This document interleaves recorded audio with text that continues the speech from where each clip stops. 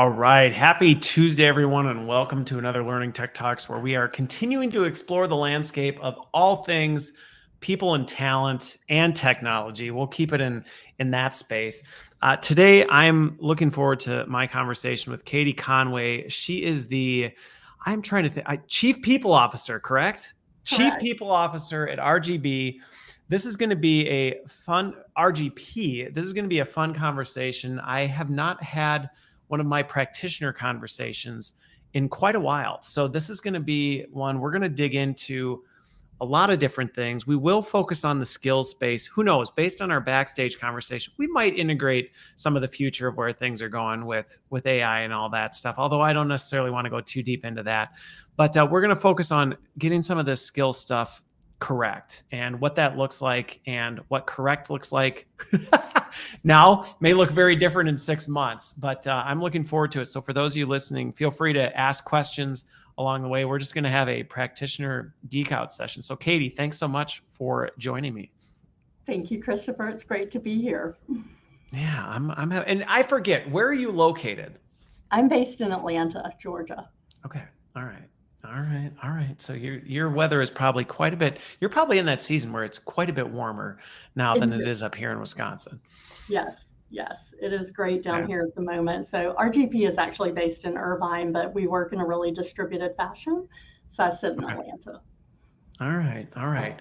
Well, so why don't we get into your background a little bit? You're obviously the Chief People Officer at RGP, but has the HR talent, has that always been your jam, or how did you end up in the position you're in now? Yeah, to be very candid, it was a little bit of an accidental journey for me, although you're one of the accidental talent leaders. Okay. Yeah, all right. I got it. I am pretty deliberate and focused, I would say, over the last 20 years, but early days were meandering a little bit. So I actually started my career working for my alma mater, going back and working in admissions and financial aid, and enjoyed that. And then very quickly realized I thought I'd have a little bit more fun and latitude, quite frankly, in business. So I moved over into the HR space, made that jump. Did you think you would stay in academics originally? Is that kind of what your thinking was? I did for a while, and then there was a lot to love about it. But for me personally, it became a little bit rote. The part I liked was interacting with people. And I learned really early in my career that I could communicate with people my age parents, right? Which was a good skill set. I was like, okay, maybe I have a little more range than I thought. Okay. And in fact, that's who I was talking to more often than the students. And so I learned a lot from that group and ended up bridging over into human resources. Almost always for the next 20 years focused on the people side of it. So less the administration or the technical side, a little bit more on the talent side, sometimes talent acquisition, sometimes talent management, and ended up jumping into professional services specifically about 25 years ago, worked for a couple of different firms, and most of that time has been here at RGP. Okay, got it. Well, and it's funny you bring up the distinction in HR, because I do know a lot of folks, when I talk to people, especially folks earlier in their career, trying to figure out how to navigate that. There is a perception that HR is like the people organization, which isn't necessarily true. It is and it isn't, because there's some very operational in nature components of HR that, yes, you're dealing with the people side of things, but not in the way that I think a lot of people in their heads go, oh, you're HR, so that's this group. It's like, well, no, depending on what you're talking about in HR. And was that just something you enjoyed being around, the folks, the development and the growth of talent? Very much so. And I tell you, the part that was super intriguing, I like to hear people's stories. And so starting off in talent acquisition, what a great place to do that. You learn so much about kind of going back to the point you were just making, that perceptions I had of one particular role, accountants, for example.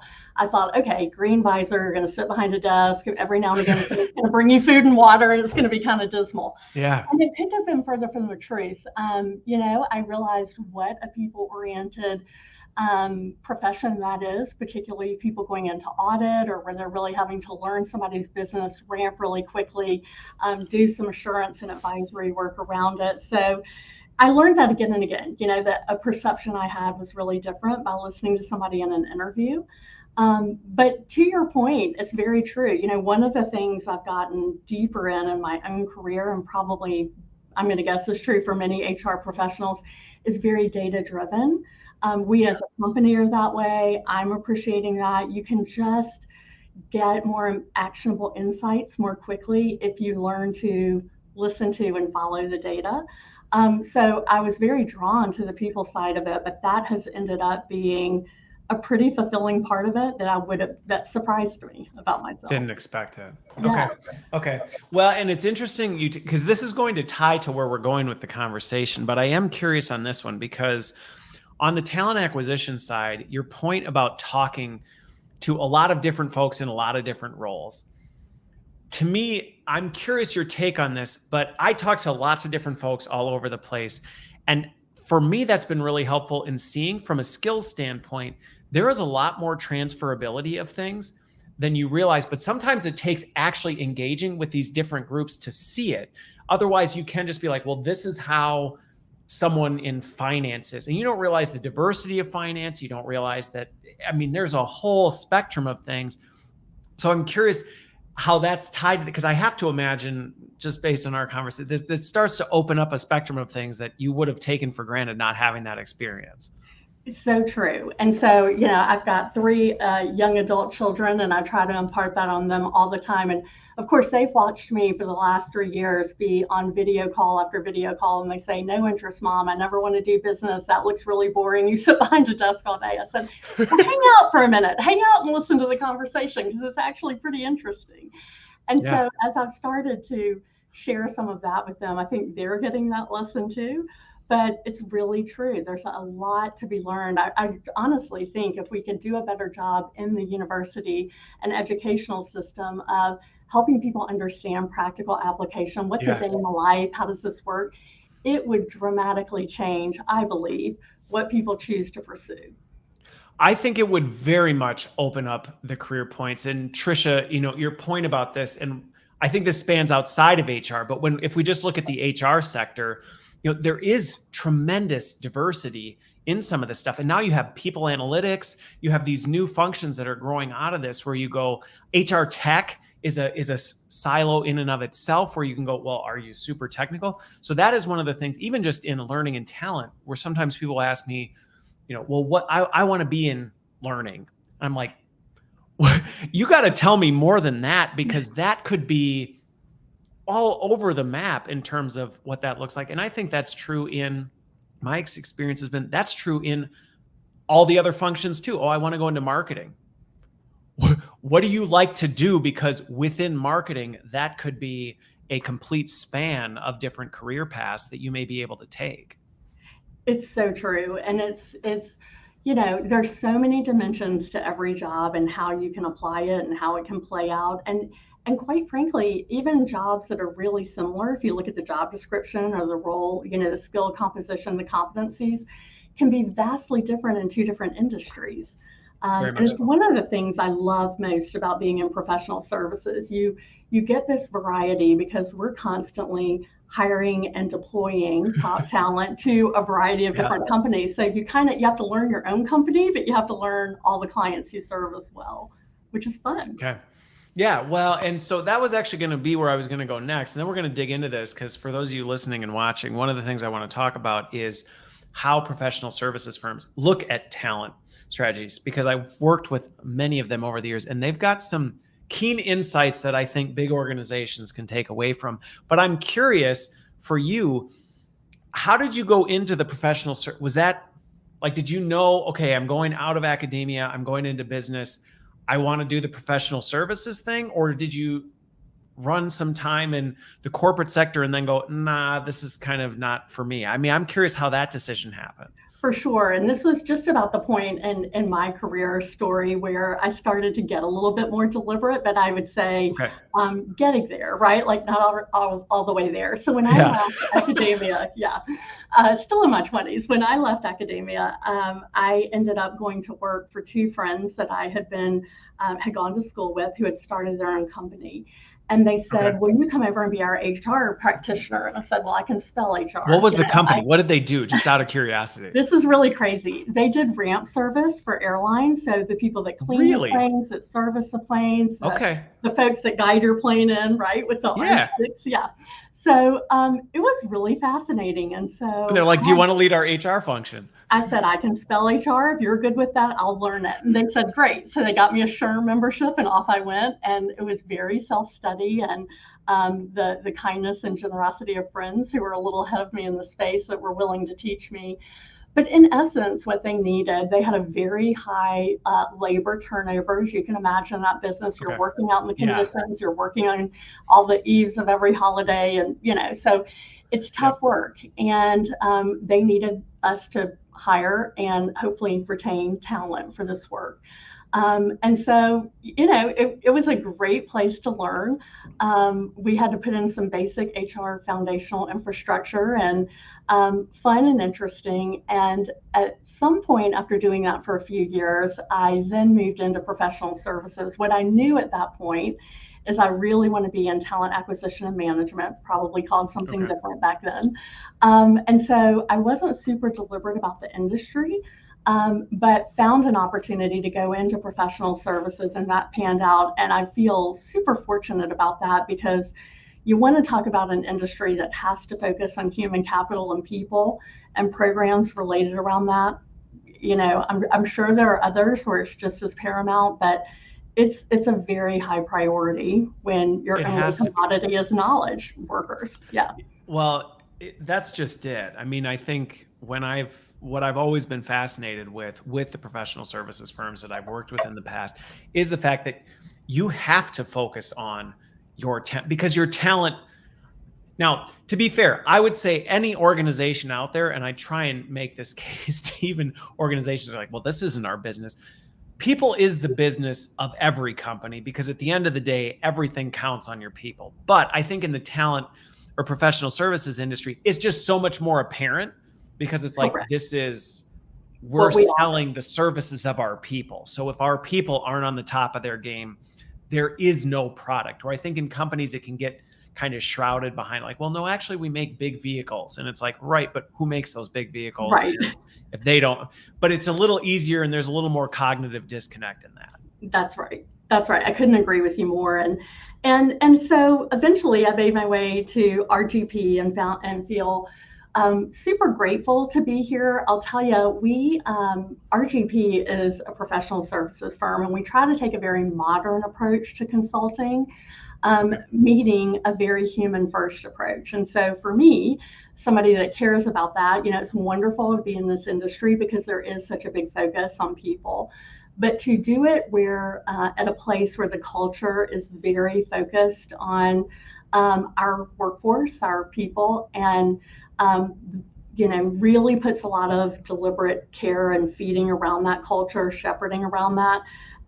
It's just fun if this is what drives you, and it does me. Yeah. Well, and I will say that is not always the case for professional services firms.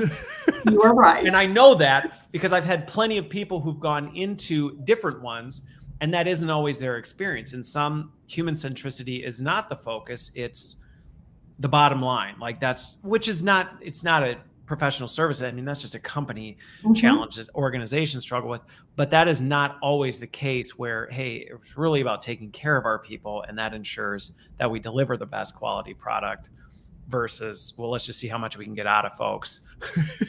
It's really true. And I tell you, I mean, and I had a great experience at my last professional services company as well, but this has truly been something special and different. And in fact, that that kind of reputation you talk about just now was kind of the genesis for when we say, modern approach to it, what does that mean? For us, it's really about almost creating a gig employment kind of environment, but with the safety net of employment. So our consultants who engage with us get to select and opt in to the engagements they go on to, which is really, really different than how most professional services work, where you get assigned. And it does make, matching supply and demand of skills, available skills to what our clients need a little more complex. But it also means people feel like they have a partner in this and they get to drive their career. They have a little autonomy and flexibility in, if maybe I've done my last 2 engagements in the telecom space and I really want to diversify and go work in any other industry healthcare, or do something a little bit different, right? Something different, then I can do that. And that is really different. But it was very much that reputation. That was one of the reasons the big firms were losing talent, is because people, they love their experience, very collegial, generally had a really, felt positive about the culture. They had a lot of investment in their learning and development and those experiences. But when you looked at the exit data, what people said was, I feel pigeonholed. It's wonderful that you've built this expertise in me, but yeah, I'm locked into this. This is what I'm known at. And this is, I just I'm on the same treadmill that I think a lot of times I see people leave corporate for that very reason. I've been doing this. I may even be really good at it, but I am also good at other things. And I don't feel like the organization even sees the potential of what I'm capable of doing outside of this box. And it leads to people kind of going like, I don't know that there's room for me to grow here. That's it. I mean, at some point, anything can feel like Groundhog's Day if you don't get a little variety, right? And particularly if you don't have say in what that variety is. So for us, that was a big pivot in how to stand up this company and how to attract and retain top talent. And I've experienced it myself. I've been allowed to do a lot of different things in talent here, which in large part is why I've been here for a long time. And I think the same is true for many. So I want to unpack this. Something you said there that I think is I commented on a thing the other day. LinkedIn had a big thing that they were talking about was, creating a culture that, I don't remember what it was, but it was something about that makes people want to work there. And I see a lot of this stuff around culture that, well, you want to create it like this. You need to make it like this. You need to make it look and feel like this. And my comment, I tend to be contrary on a lot of things. But one of the things that you just hit on that I thought was missed in this was what you described right there, was giving people the autonomy of choice. And that is one of those things where I see a lot of organizations try and make a one size fits all. Well, we want to give you career development, and career development looks like this. And it's very isolating to people, because in an attempt to say, hey, we want to do this for you, but we're going to do it for you, you actually have the counter effect where they go, that's not really what I wanted. And as a result, I actually don't think I belong here. Versus what you described, one of the key differentiators was saying, you actually have the ability. We respect you as an adult, as a professional, and we're going to give you some autonomy, obviously not complete autonomy, which is where I want to get with this. But by giving you some of the autonomy to say, where do you want to succeed? That to me is the X factor for organizations that I see when it's like an organization with sticking power is one that knows how to land that plane really well and give people some autonomy and control over things, while still providing them the guidance and the guidelines so they don't just feel like they're off in the ether. But I'm curious how you land that, because I can also see some senior leaders going, oh, we can't trust people to do this kind of stuff. They're just going to go off the rails. We can't control an organization by allowing people to control things themselves. So how do you find that right line? Yeah, it's a great question. It's and I had to deprogram myself coming out of a traditional professional services firm where I'm like, what do you mean people opt in? Like, how does this work? So in essence, the way I describe it is we should describe the landscape, the environment, the art of the possible. And then the employee should describe, here's what's important to me and where I want to go. Now, it doesn't mean the world's always unicorns and rainbows. Right. Yeah. It's not like right? you do whatever you want. I mean, so our job is really to say, here's what I can tell you about that. You tell me this is the path you want to go and what's important to you. And I will then share with you, okay, here's what our demand looks like in that space right now. It could limit the number of opportunities that come up right away. Are you comfortable waiting? Are you okay with a little downtime? Inform people and tell them, here are the consequences of that choice. Does it change your choice, or are you still there? If you're good and we're on the same page, now we're driving together, right? So I describe the landscape, you drive. My job is to make you aware of what's coming up as you're driving, so that you can make informed choices. And that tends to work pretty well from a partnership perspective. People don't need everything to be perfect and rosy. They need information and reality and to be heard. Yeah. Yeah. Well, and so Sonia, your thing comes through as LinkedIn user, but I know it's you, so don't worry. But I think what we're getting at here is this whole point we're talking about is what I see as one of the major drivers to people leaving organizations is they just feel stuck. And what you hit on, I saw two sides to what you said, or not two sides, two big things that stuck out to me on that is, first of all, one, people in my experience, and there's always exceptions, which I hate when companies manage to exceptions versus the norm. But the vast majority of people want to contribute and be successful in an organization. Like, that's really what people, they come to work and go, I want to do something and make a difference. I want to use my talent and skills to drive this organization forward. And yes, we probably all can think of that person that was like, well, not Bill. Bill just wanted to drink mojitos. And okay, let's not build an organization on Bill, who had no desire to do anything. The rest of the organization really wants to do things and do everything they can to push things forward.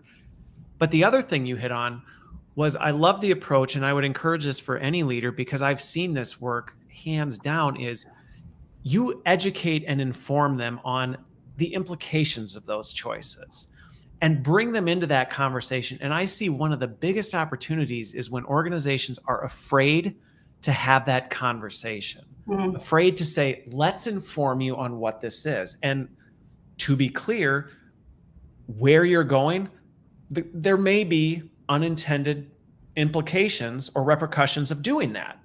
That doesn't mean we're going to say no to you, but we want to make sure you're aware that this is the path you're going. And if they go, yeah, I know, I've already thought of that, it actually is very freeing and engaging for them versus going, I don't actually trust that you can think through this stuff yourself. So we're just going to make that. There's nothing more disengaging than being treated like, I can think for myself. Thank you. Right. That's right. So if that conversation for me goes like this. This conversation needs to be a chance for you and I to leave here both having given each other clarity of expectations. I need to be really clear on what you expect of me as RGP, right, as representing the company or helping you with your own learning and development opportunity.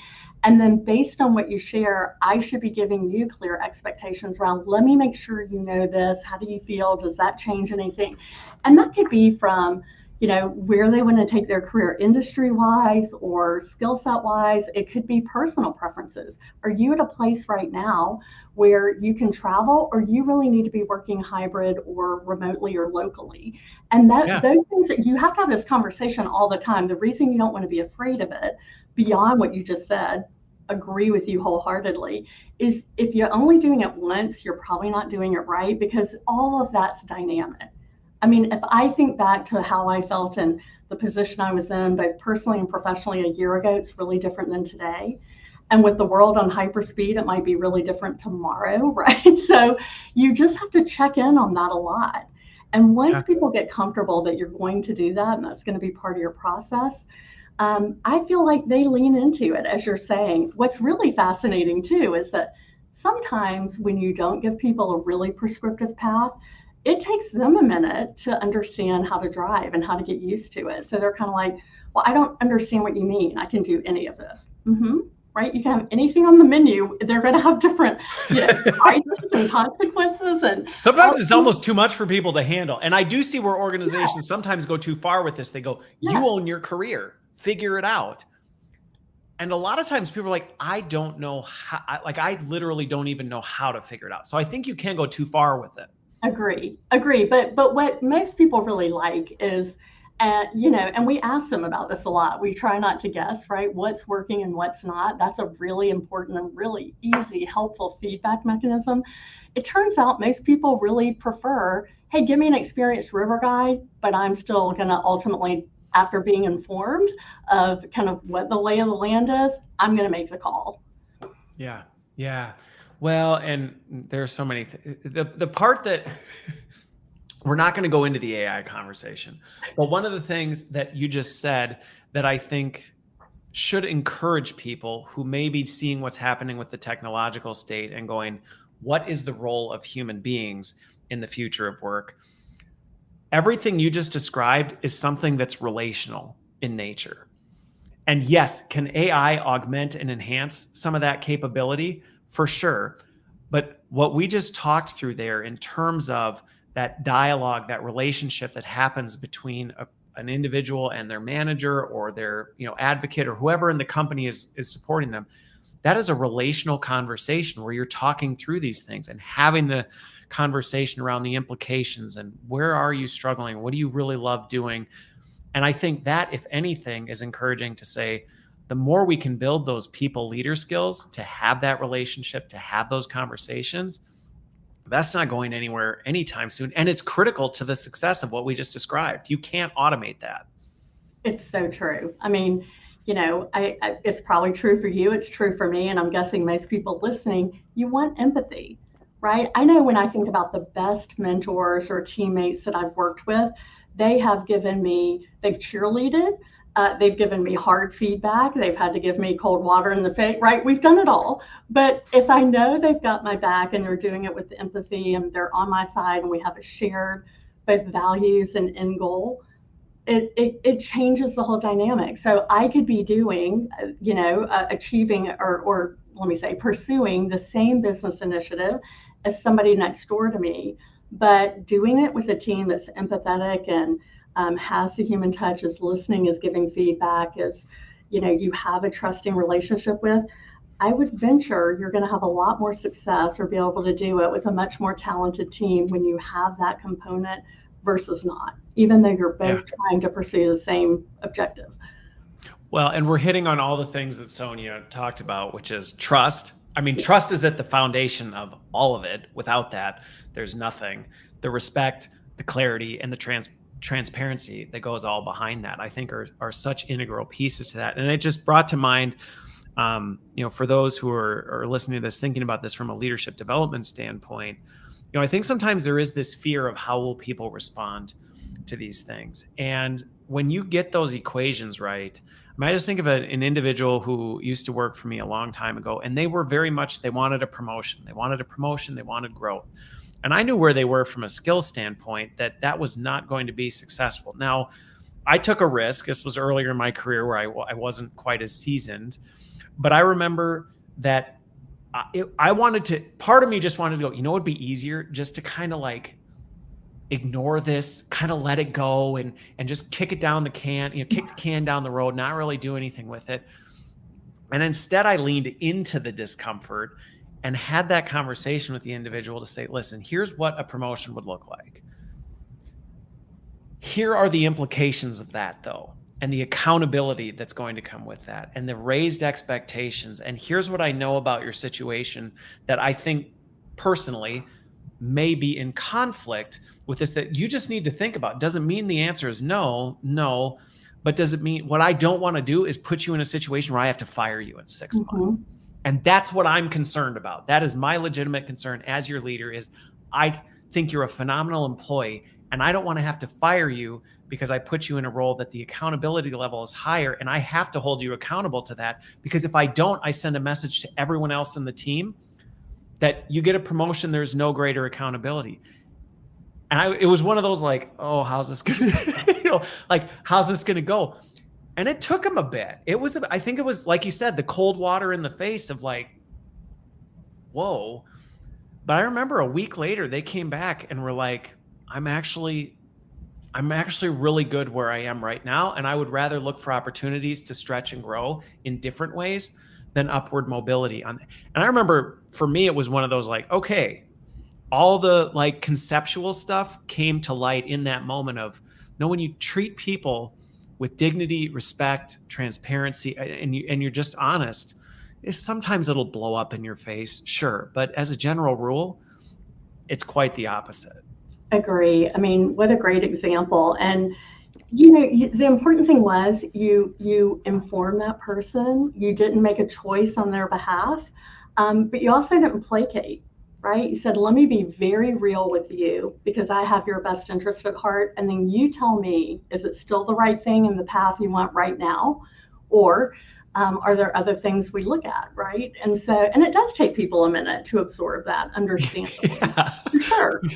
Yeah. And I think sometimes we're afraid of that ambiguity, that uncomfort of like, oh, but I think this goes back to what we were talking about of where do people stand out in an ever advancing AI world? It's when they have the skills and the comfort to say, no, we're going to lean in, because at the end of the day, AI just tells you what you want to hear. Mm-hmm. And to me, that's one of the big concerns I have with it is it just tells you what you want, and what you want is not always in your best interest. It's really true. And it's giving you information that we hope is mostly right, correct, but it may not be fully accurate. And what I find in these conversations is we won't always get it right either. I've had a lot that have gone really well, like you described. I've had a lot that haven't. But I think the difference is when they haven't, you talk about accountability, transparency. My MO, you go back to the person and say, hey, I'm sorry. Wasn't my intent. I think this landed with you this way. Can we talk about it? Here's where I was coming from. And you get back on track. And I haven't seen Chat GPT do that yet, right? So yeah. No, yeah, and I think, like I said, we won't go down this path, but yeah, I think there is still a long ways to go before people, at least leaning into the utmost in what people do best, as long as we continue not being complacent, we will stay ahead by far. So one of the things, though, that I do want to transition to on this is this whole skills thing. And I do see this is a true gap in a lot of organizations in actually understanding the skills of their workforce. I think in many organizations, this continues to be a black hole for organizations in terms of understanding, like, okay, I know Christopher, he's this role.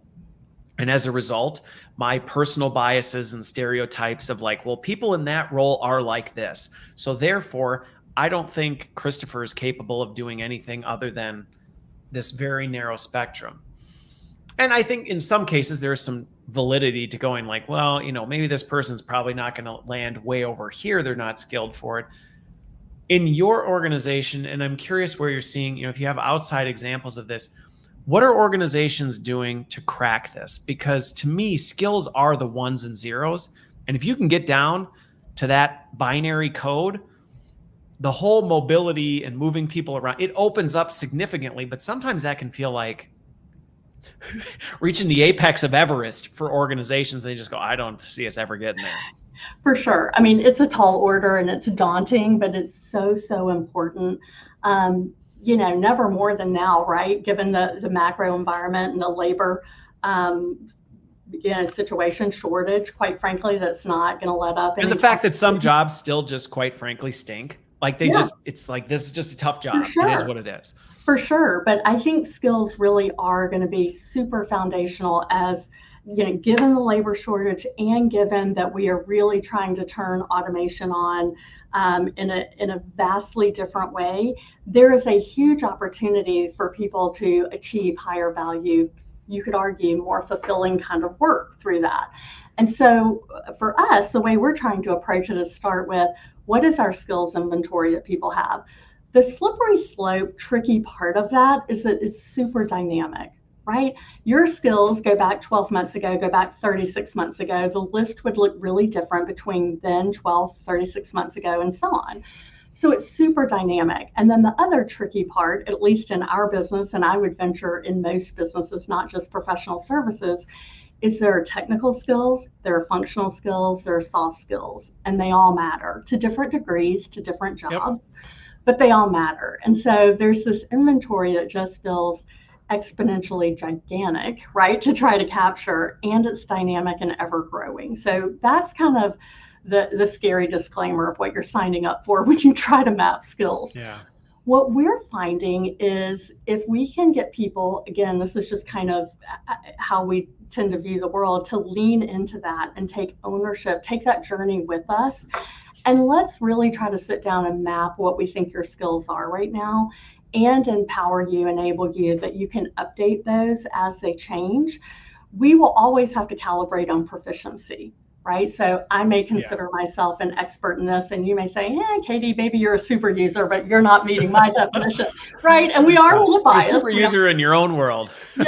We all have different rulers. So we do have to, those are the hard conversations you have to lean into there, where you say, okay, let's calibrate on what we mean by the definition of proficiency. But if you can really get people to start helping think about, instead of a resume traditionally and what I've done, it's more what do I have to offer? What's adjacent to that from a skill perspective? We're trying to start creating visibility in our learning that helps people see if these are the skills and the proficiencies and competencies I have right now. Here are some different roads or different pathways I could take for learning and or for career mobility here. And now I can start to see, wow, that has a 60% overlap in the same skills and competencies I have today. Can I isolate my learning to that 30, 40% that I need to build? So I'm positioned and ready to go, at least from a formal training perspective. And then hopefully you're talking to your leaders too about, at the same time, if you have projects that come up that help me build practical application of these skills, this is where I'm trying to go. I would love to, all things being equal, if you could put me on engagements that help me get some practice around this. So it takes both the formal learning and the, having a supportive leader who can help, kind of find opportunities to put those in practice that help people drive it. But it's daunting. It's going to be ever changing. And the skills we need in 6 months may not even be known today in some instances. Well, and boss, I see your question, so don't worry, I'm going to get to that one. But I think one of the things that you hit on, and that I'm seeing organizations being challenged to think differently about as it comes to skills, is how they're prioritizing and stack ranking which ones really are the critical ones. So just to give a good example of this, in the tech industry, when technology was booming, I mean, it's been booming for a while, but especially the recent tech boom, there was such a heavy investment in hard skills. It was like, we have to get these hard skills through the roof. And a little bit of short-sightedness to the fact that, guess what? Technology is actually going to consume these skills very quickly. So your heavy investment in some of this in broad strokes, I mean, it's not going to pay off, because you're going to end up with a bunch of investment in something that in and of itself, they're going to develop the technology that's going to make their own skills obsolete, which is happening right now with AI. AI is actually making some of the skills to build AI obsolete, because AI is building AI now, type of a thing. But some of the organizations that I've talked to were really good at watching at the right data points of even like how quickly people were picking up skills and seeing that as a skill, and almost going, adaptability, I guess we could throw a word out, but they were looking at that like, okay, you know what? Adaptability, that's something we can measure, and we can measure through some of these other data points. And those are the people we really want to watch, because they're the ones that, you know what, when this programming language is obsolete, but we need to move to this, they're going to be the ones that go, okay, I know how to distill that information and transfer it over and actually do that very quickly. And I think that's where sometimes when I talk to organizations who go, but there's just too many skills out there. It's like, yeah, but not all skills are created equal in terms of their value. It's a great point. I mean, that change readiness and adaptability, resourcefulness, leaning into change. is a really difficult thing for people to pick up in some cases. So when you see it, being able to foster that and look at that stand alone as a skill, I think is a really big deal, because we know, given the pace of things right now, that's going to be required of us, period, hard stop, going forward. Yeah. Well, and I just even think of some of the things we've been talking about around talent mobility in terms of, what you talked about with HR being a data-driven organization, at least ideally. Um, it actually creates more opportunity for some of this data to reveal itself. As you're moving people into different roles, Mm-hmm. you're actually creating data on how quickly do they adapt and succeed in these roles, to be able to say, whoa, this person has moved, and like this person, we move them, they become a top performer there. We move them again, they become a top performer there. They move over here. Those are the kinds of things. But if you just keep them in that complacency, you're never going to be able to see that. So even some of the longer term thinking around how you can leverage some of these things that seem like, well, isn't that creating inefficiency in the system? Like, no, actually, it may be fueling your future strategy. You just might not see the play happen for a few plays. That's right. I think it's definitely critical, right, to aligning your supply of skills and competencies to the demand, whatever the marketplace is asking for at any given time. But quite frankly, as we talked about at the early side of the call, I feel like if you don't do that, people also vote with their feet. And this is an environment where you can really do that. You can go and find the ideal situation. There's nothing perfect, but you can find a work environment that matches the things that are most important to you right now, if yours is not delivering on it. So I think for both of those reasons, it's really critical. For sure. And, it's interesting. I mean, in our business, it's really important that we continue to develop talent, both to retain them and to make sure we have the skills that our clients are seeking. But quite frankly, a lot of clients are using companies like RGP as part of their labor strategy. So they're not just building talent, they are sometimes leasing talent, right? Like one of our largest clients has a strategy that they do not employ more than 49% of their talent directly, because they want to have a diversified strategy and they want to be able to get skill set and expertise on demand.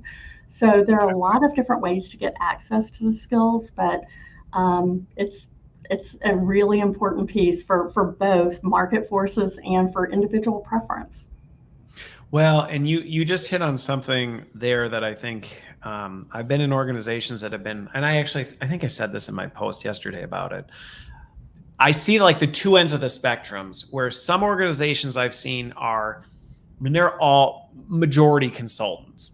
They try to do that, and I don't see that always working well, because there's not enough internal capital to actually know what's going on and know how the pieces fit together. And there is a challenge of, I've worked with plenty of folks from the outside, and it's hard to necessarily always know how to navigate your way through the organization. But I've seen the flip side, where companies go, we don't use external resources, external consultants. We only hire talent.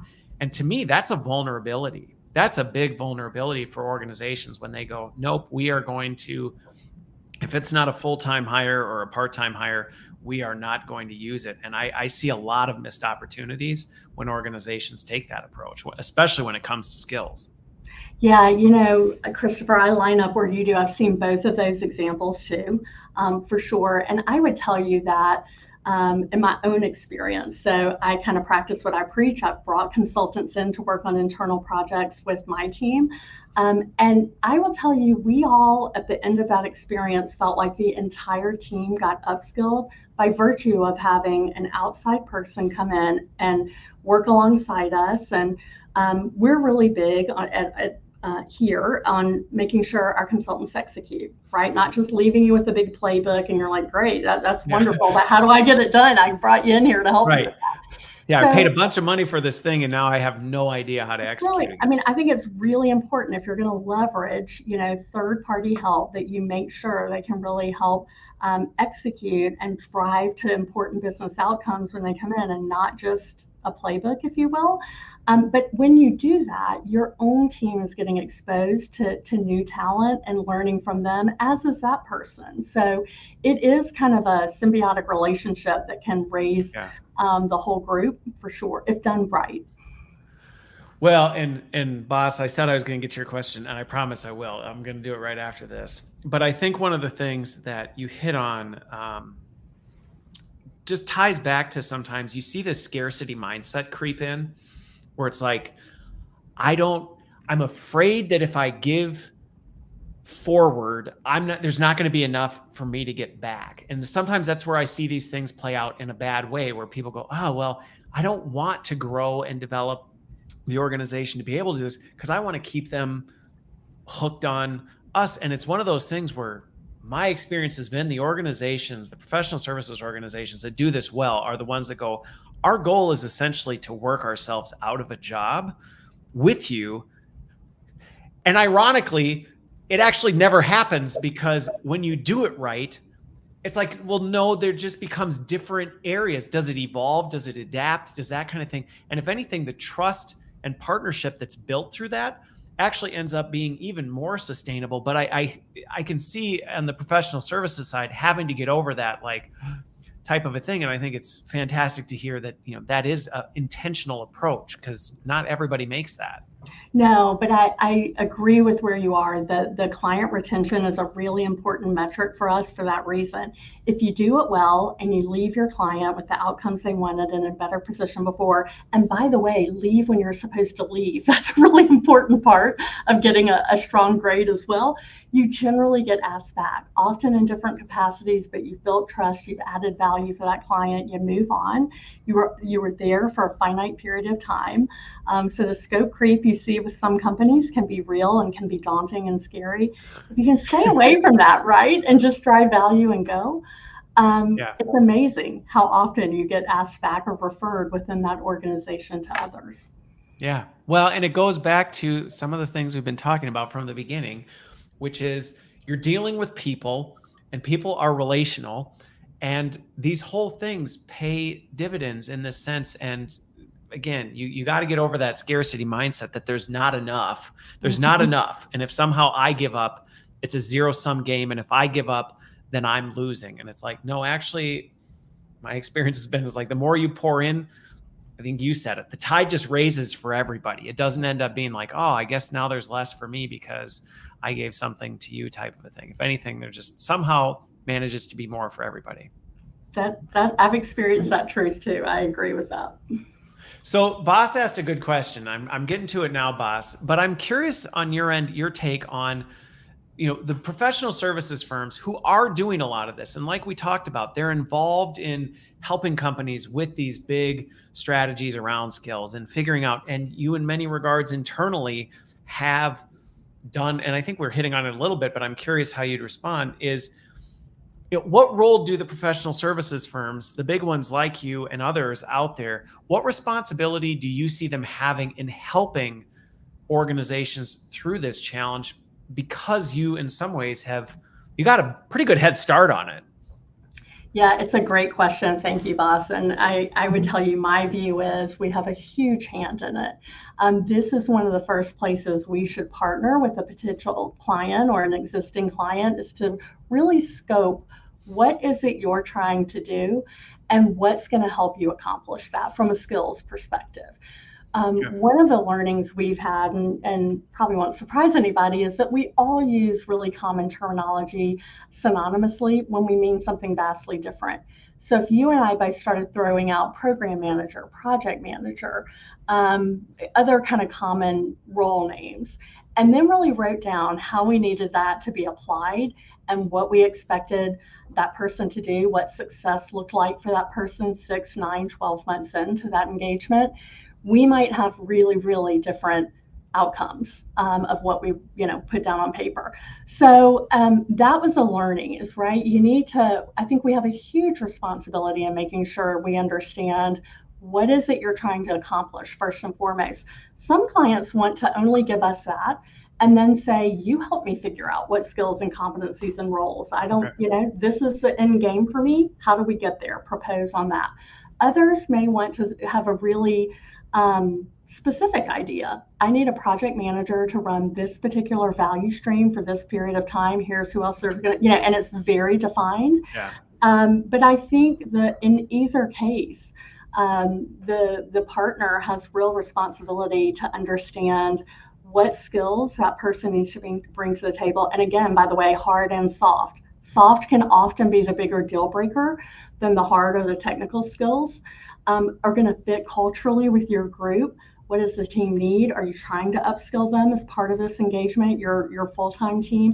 Understanding some of that is going to set everyone, client, consultant being deployed, partner company helping provide that expertise up for success. Okay. Well, and what's interesting as you're talking through some of this, I guarantee there will be people watch and listen to this and go, that sounds like a lot of hard work. And the truth is, it's like, it is. I would be right. I mean, yeah. It is. Yeah. It is. And I think technology is helping with this significantly. And I will say this again, I said it several years ago. I know there's lots of vendors that are out here that I still see one of the greatest opportunities. And there's a couple of you who are doing it. You know who you are because I tell you regularly. But there's still not enough people, I think, who are using technology to help accelerate this. To me, this is a huge opportunity for advanced AI to help speed this up, because the days of, well, let's launch a skills analysis for our organization. We're going to spend 2.5 years doing this. And it's like, well, you can't do that because by the time you get to the end of it, everything you did is complete. Halfway through the project, you might as well just throw it in the trash. Right.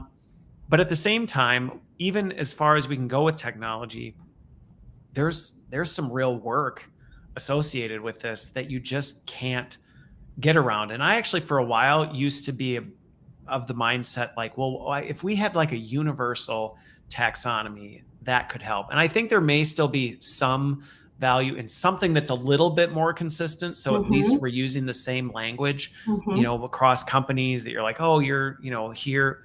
I feel like sometimes that's one of those, like, wouldn't it be great if we solved world hunger too? And you're like, okay, yeah, I just don't know that we're going to get to that point. But I think going back to it, even if we got to that point, there is still the cultural and organizational nuance of, yeah, but what does it really look like? I think of some leadership work I did recently where we had to define, yeah, but what does it mean to be a good leader here?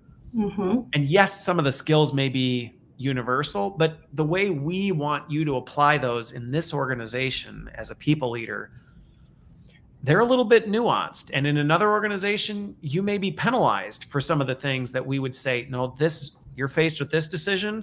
We want you to go right, not left, type of a thing. And I don't know that you can get away from that complexity. Yeah, I don't either. I mean, we're employing a lot of the things you just talked about, Christopher, not universal, right? I wish I had that magic wand, but at least internally trying to get taxonomies aligned and how we're going to capture proficiency measures and all the things we just talked about. But I don't foresee a time when that's ever going to remove the relational piece. Can we make that more efficient with technology? I hope so. And this to me would be one of the most exciting places on the skills part to employ AI. I'm pumped about it and excited, I think there's some really cool stuff happening. Really cool stuff. It does, yeah. I can geek out with you on that, but it's pretty great. But I think at the end of the day, at least for how we're trying to interact with people, I do think you still have to have at some point a conversation with that leader, that client, right? To say, tell me about your team, what's important to you, what fits, what doesn't, what's been successful, those nuances you're talking about. And you have to have the same conversation with the talent that you're going to put into that role or that project, so that you can make sure, you're trying to create as much fit and engagement for both parties as you can. And I don't know, maybe there will be a day that you can automate some of that. That feels a little sci-fi to me, but for now, I think. So we can geek out on this for a couple minutes because I have one more question. Sonia, I will get to your question. I think there are definitely some ways that technology can get us to a point where it can automate a lot of this. I think keeping the human in the loop is going to be key to that. And I think that's where I've seen AI do a really good job on this, where, it's like, it can get you 80% there and then present you with, here's what we've got, but you need to make sense of this. You know, is this the right profile, or is this really what you're looking for? Is the weighting on this right? And you know, I think this helps people also not fear the AI approach, because they can fear this and go, you know, are we saying AI can take this over? Well, no. And I think, but that's where you do that, because I just even think of like ambiguity. Okay. I've been in organizations all over the map when it came to ambiguity. Some were radically transparent and you knew what was happening, and almost to a point where it was boring, because you're like, I know what we're going to do. And it's like so obvious. And then I've been in other organizations where you go, I don't know what's happening next week compared to this week, because the organizational strategy is in complete disarray, and we're over here, and this change in the market is leading us to make these decisions, and I'm not. And there are different organizations and even different times in an organization where you go, what it means to be a leader in this organization right now looks like this. 4 years from now, you actually may not like it here anymore because the organization's change, type of a thing. And I don't know that I think we can get further. I don't see a world where we can actually get away from it. Yeah.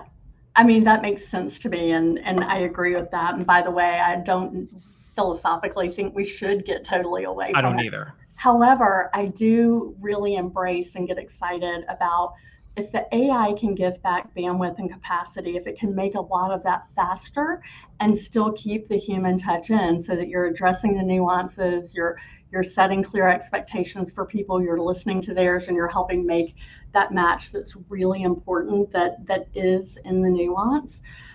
You're really trading time, right? That's pretty high value, and to me, interesting work with a lot of payoff from a business outcome and a employee engagement and happiness perspective, if done right. I would much rather spend my time on that than just getting to the short list of who are good options, right? Yeah. I'd rather spend that time on the phone talking about that with that person. Yeah. Well, and this goes back to me, where AI done right is we're spending more of our time doing the things we're distinctly good at doing, not less. Mm-hmm. You know, let it do the robotic, automatic, you know, some of these other rote things that we go, oh, that's not really the best use of people's time. They're better at making decisions, thinking critically, evaluating relationships, and weighing risk, things like that, and making decisions. I think that's where it gets. So we're going to run out of time, but I have one last question for you that I'd love your take on this. And Sonia, I don't know that it will directly answer your question, but Jocelyn, thank you so much for following up with her on this.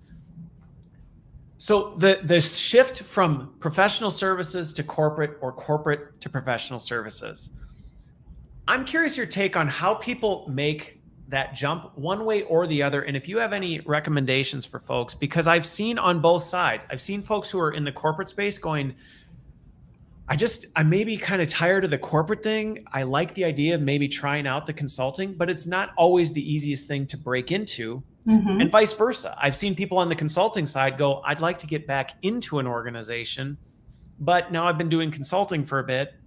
And so maybe there's a stigma, or, oh, you're a consultant, like we're looking for some. Any tips or recommendations either way or both? Great question. So let's take it from the perspective that we've been in for the last hour, which is really skills and competencies. Okay. I would tell you that from my perspective, if you're going from corporate to consulting and you've never done it before, look for a consulting organization that really values execution, because that you've done before and that you can speak to, and you can talk about your competencies and your skills in that light, right? While you delivered those in a corporate environment, you came in, you assessed an issue, you had an approach of how you were going to tackle it, you took steps to execute, you got a different business outcome, and you can talk through that. The new piece for you, the new skill or competency, is really taking that third-party lens, the objectivity, having to very quickly ramp. If you're the type of person who loves parachuting into unknown territory, very quickly assessing and ramping, acclimating to a new environment, and that's going to be part of your normal. That's going to be something, for many of us, that's something that happens when we change jobs once in a blue moon. If you're in consulting, that's kind of, it's not your daily, but it's your often. So you have to really enjoy that, right? And I thrive on meeting a whole new set of people and picking up the nuances and all of that. That's what will feel largely different. From consulting to corporate, I would say, again, that mindset can really help corporate, again, if they're very execution minded and if that's how you've practiced consulting.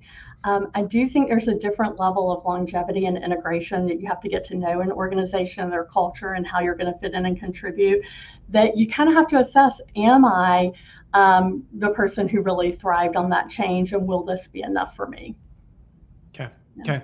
It's really great input for folks. And I would say I've seen that's where people make the jump successfully. Very similar to what you said. The folks who are like, I actually love the changing environments and I pick things up quickly and I thrive in that ambiguity.